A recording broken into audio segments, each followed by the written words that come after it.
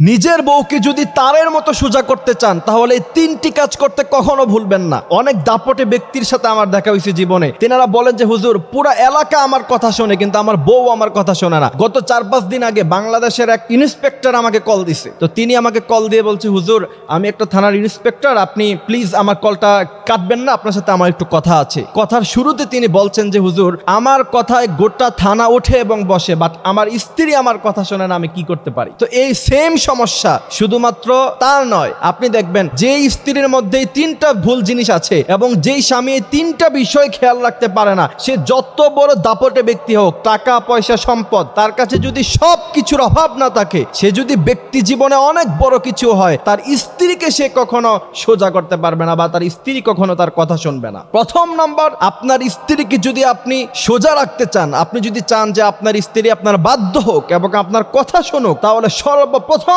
আপনার যে কাজটা করতে হবে সেটা হচ্ছে স্মার্টফোন আপনার স্ত্রীর কাছে দেওয়া যাবে না। এবং এটা আমার অভিজ্ঞতা থেকে বলছি, আজকে 2 বছরের ওয়াজের ময়দানের আমার যে অভিজ্ঞতা হয়েছে, মানুষ যেই পরিমাণ আমাকে কল দেয় দাম্পত্য জীবনে শুধুমাত্র তার স্ত্রী তার কথা শোনে না, তার প্রথম নাম্বার কারণ হচ্ছে একটা স্মার্টফোন থাকে। স্বামীর সাথে একটু থেকে একটু ঝগড়া হলেই অন্য ছেলেদের সাথে মেসেজ করা শুরু করে দেয়। কিছু কিছু মেয়ে আছে, সবাই এমন নয়, আমি সবাইকে দোষ দিচ্ছি না। এই জন্য আপনি যদি চান আপনার স্ত্রী ভালো থাকুক এবং আপনার বাধ্য থাকুক, সর্বপ্রথম কাজ হচ্ছে আপনার স্ত্রীকে আপনি স্মার্টফোন দিবেন না। এবং যেই সমস্ত ছেলেরা এখনো পর্যন্ত বিয়ে করো নাই, তোমাদের কাছে আমার রিকোয়েস্ট হলো, তোমরা বিয়ে করার আগে তোমার বউকে, তোমার স্ত্রীকে এই কন্ডিশন দিয়ে বিয়ে করবা যে আমার কাছে বিয়ে হলে আমি তোমাকে স্মার্টফোন আজীবন কোনোদিন চালাইতে দিব না। যদি এই শর্তে রাজি হয় তাহলে বিয়ে করো, আর না হলে বিয়েই করার প্রয়োজন নাই, অন্য মেয়ে ভালো মেয়ে খুঁজে তারপর বিয়ে করো। কারণ স্মার্টফোনের কারণে মানুষ যেই পরিমাণ পরকিয়া করতেছে আপনি কল্পনা করতে পারবেন না। বাংলাদেশে আজকে নিউজগুলোর দিকে আপনি তাকান, নিউজের মধ্যে আপনি দেখবেন 40 বছর 50 বছরের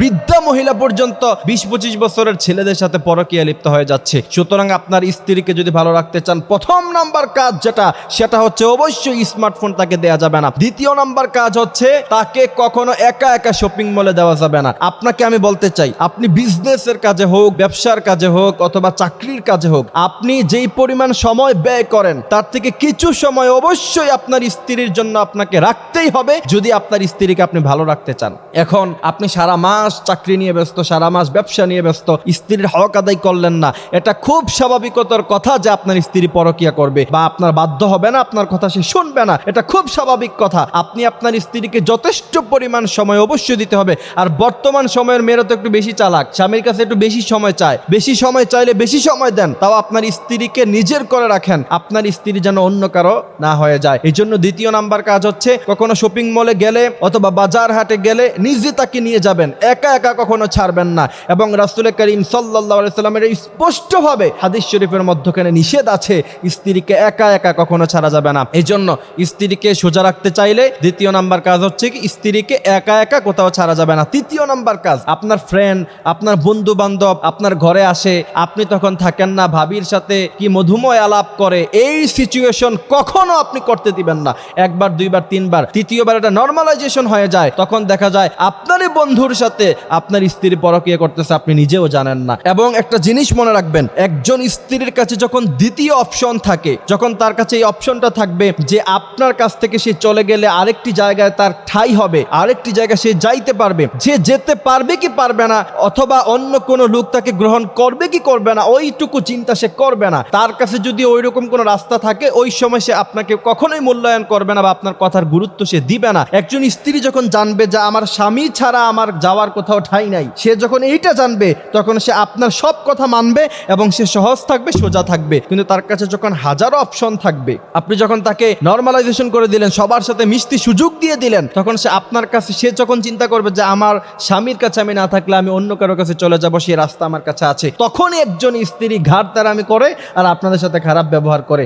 এই জন্য প্রিয় ভাইয়েরা আমার, বিষয়গুলি বাস্তব অভিজ্ঞতা থেকে বলছি, যদি বিশ্বাস না হয় তাহলে দিনটা ভুল কাজ করে দেখেন যে আপনার স্ত্রীকে আপনি রাখতে পারবেন না, কিছুদিনের মধ্যে এটার ফলাফল পেয়ে যাবেন।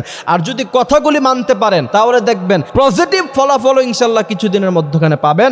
আল্লাহ সুবহানাহু ওয়া তাআলা স্বামী স্ত্রীর মধ্যখানে যে মহব্বত, আন খালাকাকুম মিন আনফুসিকুম আজওয়াজা, এবং স্বামী স্ত্রীর মহব্বত আল্লাহ সুবহানাহু ওয়া তাআলার পক্ষ থেকে আসে, সেই মহব্বত যেন আল্লাহ পাক বৃদ্ধি করে দেয়। এবং আল্লাহ রাসূল বলছেন, কোন স্ত্রী যদি কোনো স্বামীর দিকে তাকায় মুচকি হাসি দেয়, সেটা নফল নামাজ পড়লে যেই পরিমাণ সওয়াব পাওয়ার কথা সেই পরিমাণ সওয়াব আল্লাহ দেয়। এবং কোন স্বামী যদি স্ত্রীর দিকে তাকায় হাসি দেয়, সেটাকেও আল্লাহ পাক সওয়াবের কাতারে দাঁড়া করাইয়া দেয় এবং আল্লাহ পাক তাদের উপরে খুশি হয়ে যায়। সুতরাং দাম্পত্য জীবনে সুখী হতে চাইলে ইসলামকে পিছনে ফেলার কোনো রাস্তা নাই। ইসলাম মেনে তারপরে আপনাকে দাম্পত্য জীবনে সুখী হতে হবে। আল্লাহ পাক আমাদেরকে এই কথাগুলি বোঝার, মানার তৌফিক দান করুক। আমিন।